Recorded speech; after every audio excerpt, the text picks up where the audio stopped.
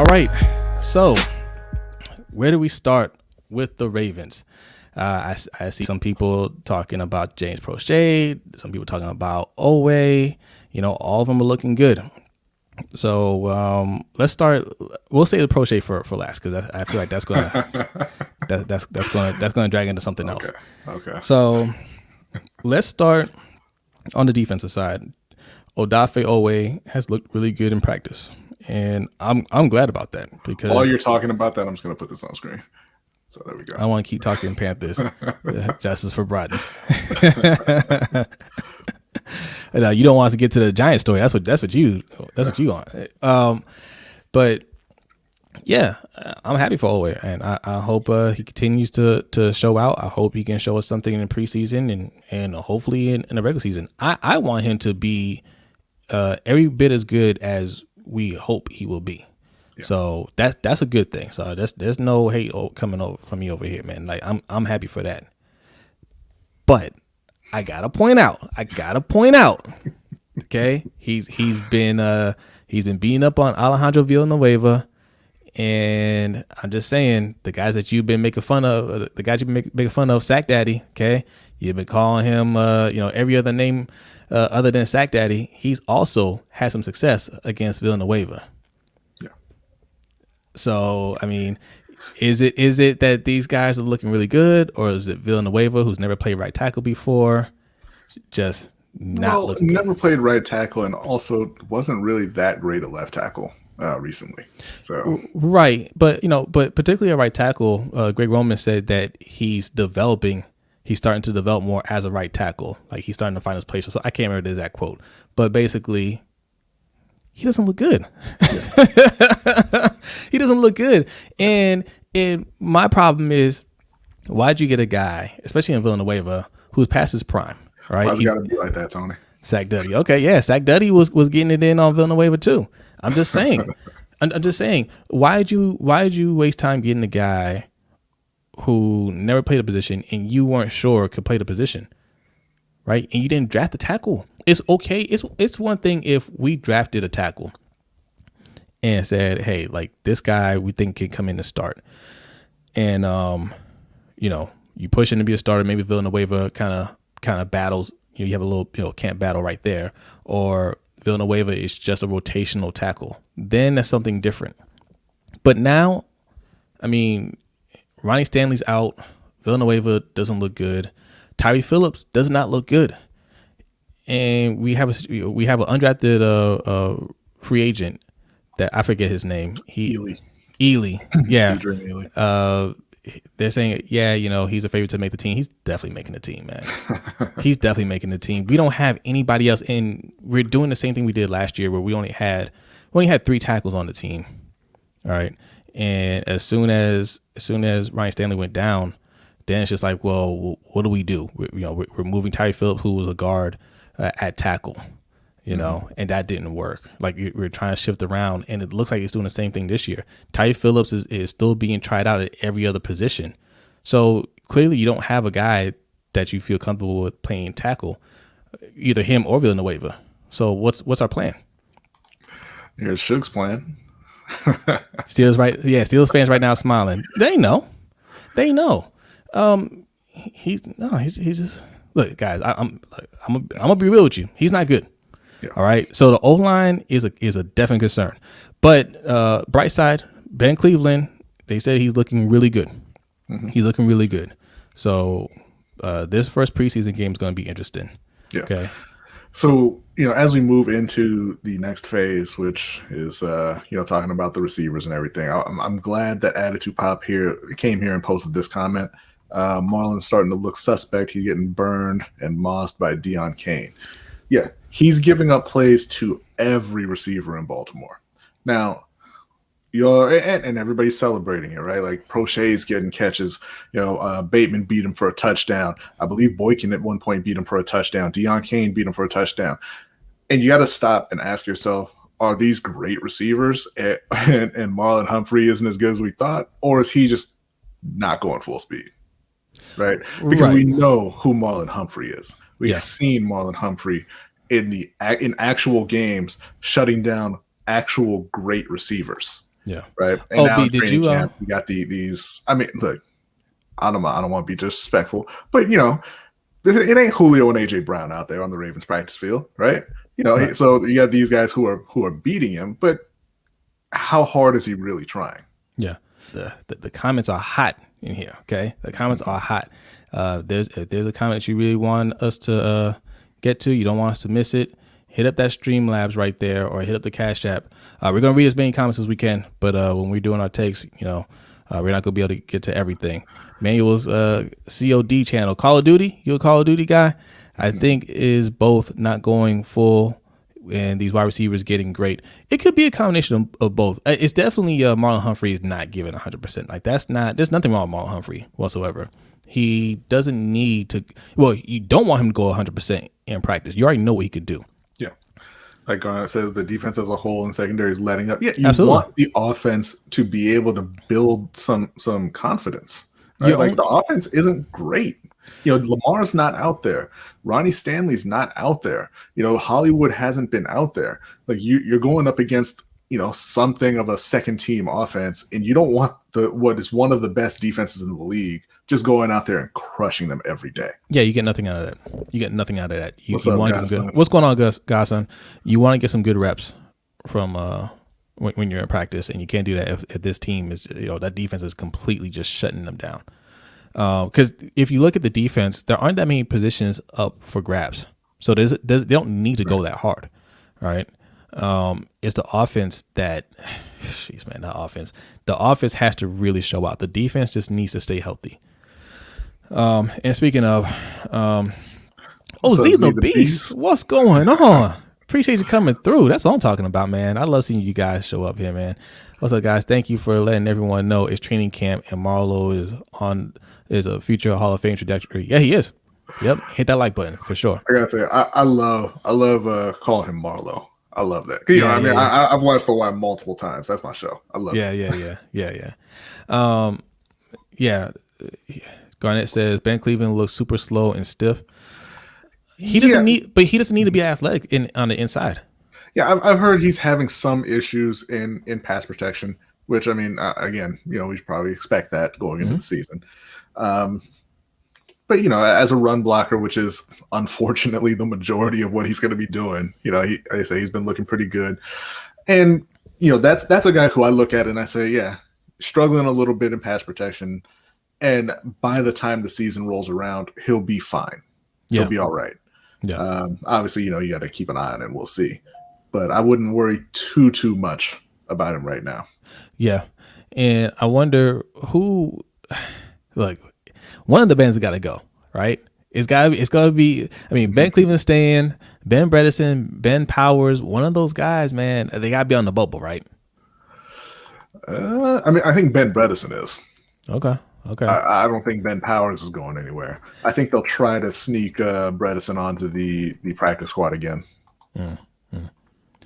Okay. So yeah. Center, Bradley Bozeman, I guess. Tough Puppy says Bredesen's good. I haven't heard anything from Bredesen, to be honest. I haven't heard much.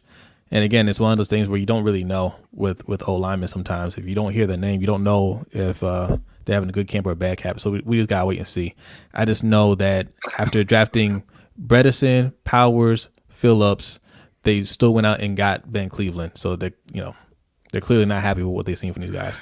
And we did get a donation from my guy Suge. He said, here to support my favorite sports podcast. Just wanted to let Jose know I'm playing Apex right now. Apex. Okay. Okay. Appreciate that, man. Man, because Suge is a multitasker. Okay. That's what he does. Yes. All right. Just make sure when you're cursing at the screen, don't curse our way. All right. What's up, Jason? What's up, Jason, man? Appreciate you coming through.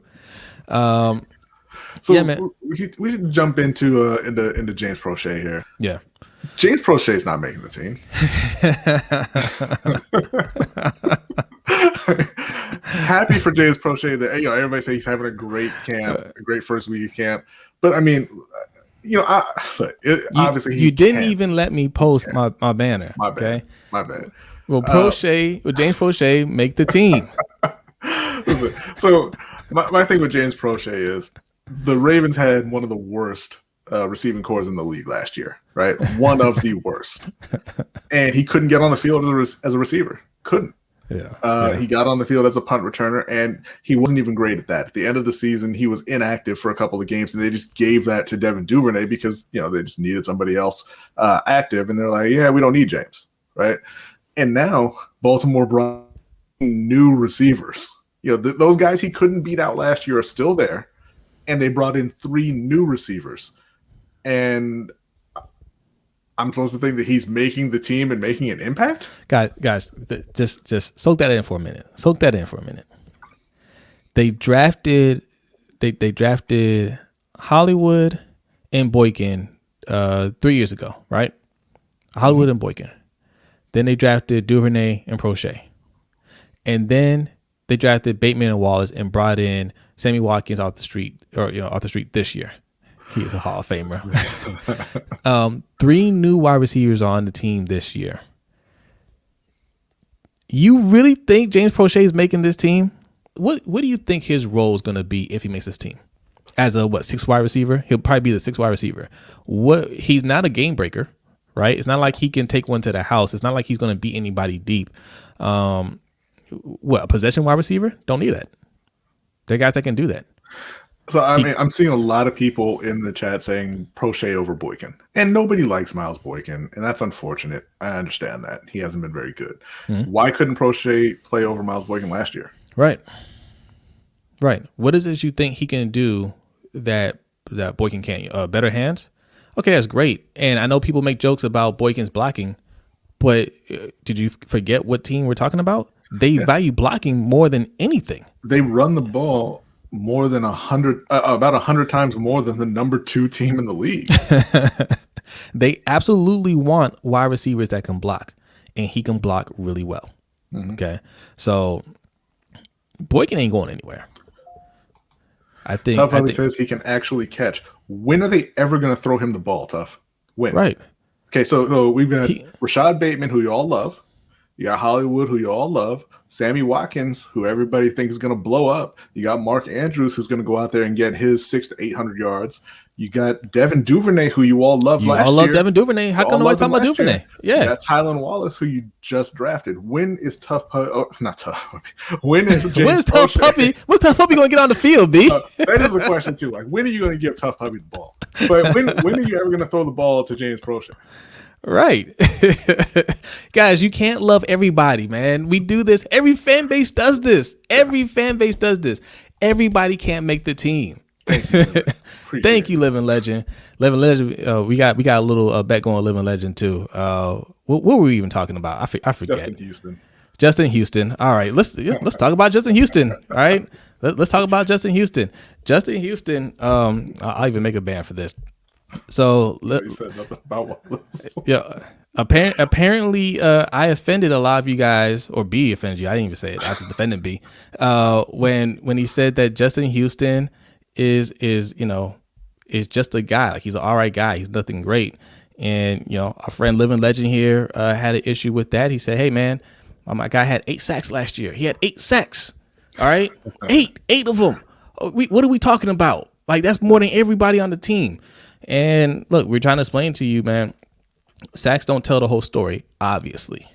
All right. And you're looking at a guy who's been sitting in free agency this whole time, settling for a 1-year, $1 million deal. I mean, up to $4 million if you hit all of his incentives. But at max, a $4 million deal. A solid pass rusher would never take that deal. No. So, yes, there have been some reports that he's turned down other deals. But I'm going to ask you guys before the Justin Houston defenders start hitting up the chat, how much do you think those other deals were? Do any of you think he got a $20 million deal? No, I'm going to say $23 million deal. And I say $23 million because that's what J.J. Watt got. He got $23 million guaranteed. Did he get $23 million guaranteed deal out there and he turned it down for a $1 million deal to go to the Ravens? I want you guys to answer that question. Yeah. And while y'all are thinking about that, I want to say thank you to our guy Shug, just signing up for the Patreon. We appreciate you, man. Appreciate you, Shug. Thank you very much, brother. Felipe says $12 million. You think he got offered $12 million and he took a $1 million deal? This is where I'm at. And what's up, Alex? Thanks for coming through. Thank you. At max, $1 to $2 million more, and I fully believe that. Right, I fully believe he got a couple million more in other offers, and said the Ravens are the best team who made me an offer. I think I can make an impact here. I think I can win a Super Bowl here. I'm going to take less and go play in Baltimore. I absolutely believe that. But he wasn't getting offers as if he was still 2014 Justin Houston. He wasn't getting offers as if he were even, Justin Houston from a few years ago. Right. Right. But, and like I said, I think he is coming to the end. I think he's got maybe 2 more years of being useful in the NFL. But right now he is useful. Right. Yeah. And he'll come into Baltimore. And I mean, I said, I think 5 or 6 sacks, playing in that rotation, playing as a pass rush specialist. And people got really mad. Yeah, listen, man, like, you got to be realistic. You got to be realistic. What you guys are remembering is 2014 Justin Houston, where he had 22 sacks, right? But you haven't really been watching Justin Houston over the years. There's a reason why he's available right now. If he was any resemblance of that guy, he would have been snatched up a long time ago, okay? Around the same time, J.J. Watt was available. J.J. Watt wasn't available for long, right? And J.J. Watt is declining. Maybe Baltimore's his best chance at a ring. J.J. Watt is just a name now. J.J. Watt's a much better player than Justin Houston today. Okay, J.J. Watt's just a name now, but J.J. Watt got a lot of money.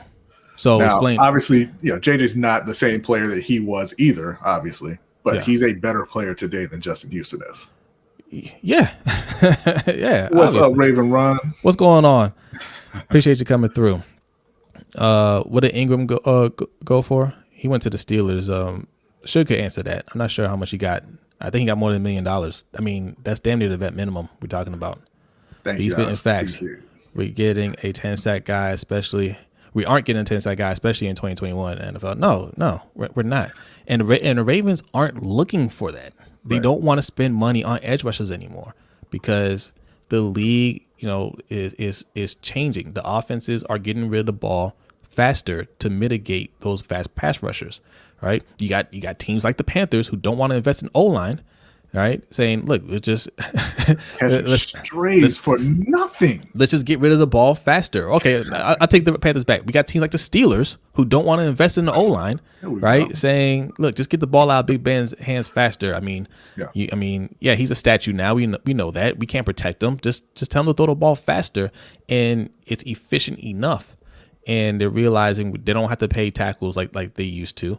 And in turn, I think the Ravens were ahead of the game on this. They said we don't really have to pay on edge rushers. We can just blitz.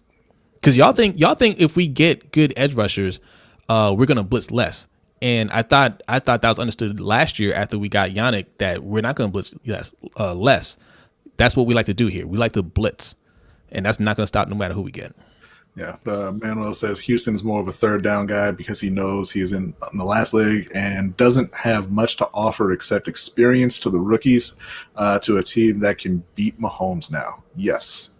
Yes. But even the experience to the rookies, like me and B don't believe in veteran players coaching up the young players. We don't really believe that's a thing, or help develop those young players. He's 31 years old. I'm sure he believes he still has something left. He's trying to come here and show that he can earn another bigger or decent contract. He's not here to coach up anybody. I'm saying old Ben, young Kyler, or MVP quarterback who gives you the best chance to compete. Mind you, J.J. Watt hasn't completed a full season in how long? Yeah, we're not disagreeing that Baltimore is his best chance to win. Absolutely. That's what we're saying, that he got offered more money elsewhere, a little more money elsewhere, and said the Ravens are the best chance to win a Super Bowl, so that's where I'm going to sign. Well, hold on, Dominic. Why just those three? Why not Tampa Bay? You think Tampa Bay wouldn't take him off for $1 million? You think Kansas City wouldn't take him off for $1 million? Those are his best chances. You think the Bills wouldn't take him off for $1 million? Those are his best chances. Those teams are better than us. Look, the Ravens are still going to be a good team, but there are teams out there that are clearly better than us right now. Mm-hmm. So that if it's just about winning championships, the Ravens aren't at the top of that list. What's up, Eric? What's going on, E? Appreciate you coming through. Blitz the most in the league the past 3 years. Yeah, that's not out of necessity. That's out of want. Yeah, that's by design. Yes, yeah. That's not going away under Wink. Yes, Living Legend says the same thing. Wink on a blitz. That's his design. Absolutely, absolutely. Which is why they've invested so heavily. Hey, Jemiah, man, thank you for coming through, man. Congratulations again, man. Appreciate Congrats, you. Man. Appreciate you. Yeah. Justin Houston is. Yeah, it's 32. That's why they invested so heavily in corner. You've got one of the best corners in the league in Marlon Humphrey, and I'm gonna repeat myself. You got one of the best corners in the league in Marcus Peters, and then they brought back Jimmy Smith. They brought back Tavon Young. They drafted 2 corners. You know, I mean, just in this draft, obviously they've drafted other guys recently. And well, to be fair, 1 corner, 1 safety. You know, we think they're moving Brandon Stevens to safety, but they've invested heavily in that secondary because they know that they want to play through the secondary. They want guys out there who can cover one-on-one because they're going to send pressure. You know, they're going to send extra guys very, very often to get that pressure. And this way they don't have to pay $20+ million to, you know, a couple guys on the edge and hope that they can get there in a league where quarterbacks are getting rid of the ball as quickly as they can. Yeah, I agree. G-Star 007, man, what's going on? Who is QB2? I think it's Huntley. I agree. I think it's Huntley. They're both playing well. I hope it's Huntley, but I think it'll end up being McSorley, at least initially. The highlight today, that nice Proche catch that we saw going around Twitter, that was a pass from Huntley, I believe. Mm-hmm. And he made a nice one-handed catch. Of course, he was covered, but it was a nice catch. I see why you guys like Proche. Look, Proche is one of those guys you want to root for, right? Yeah. I'm rooting for everybody. I would not mind at all if they kept Proche. I just don't think it's going to happen. Don't misconstrue what I say as me wishing any ill will towards any of these guys. I'm just telling you why I think it's going to happen. And, you know, same thing I said about Owe, right? Always looking good in camp. I'm happy. I'm rooting for it. But when games start, I just don't think he's going to do a whole lot. Jesus, Jonathan. Ferguson got more kids than sacks in the NFL? Wow. Is that true? That can't be true. I don't know. I don't know anything about him.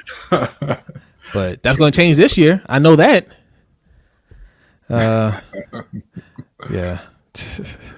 Monty Man. What's going on? Thanks for coming through. Jury's still out on the Bucks being better than the Ravens. It's not out. They're the defending Super Bowl champions, and they brought back everybody. They are better. Like if you want to say that, hey, you know, you think that maybe Brady will take a step back this year because he's 48 or whatever he is. But they are the defending champions. Yeah. It's sad you got to say that, Jose. We are never trying to talk down on these guys, just giving the truth sometimes. Absolutely. Man, look, we have some passionate fans in here, and I appreciate it. Don't get me wrong, I appreciate it. But sometimes people think we're hating, and we're not hating. And look, and you guys should not be fighting us on Justin Houston. You should not be fighting us on James Proche. Dude, that's not the battle that you want to pick. Pick your battles sometimes, okay? Well, if Proche makes the team, okay, he's gonna be a healthy scratch every week. Like he's not gonna be a difference maker, and that's okay. We got Bateman for a reason. We got Hollywood for a reason. We picked up Sammy Watkins for a reason. It's fine. All right, Proche is not the savior of this team. It's all good. It's all good.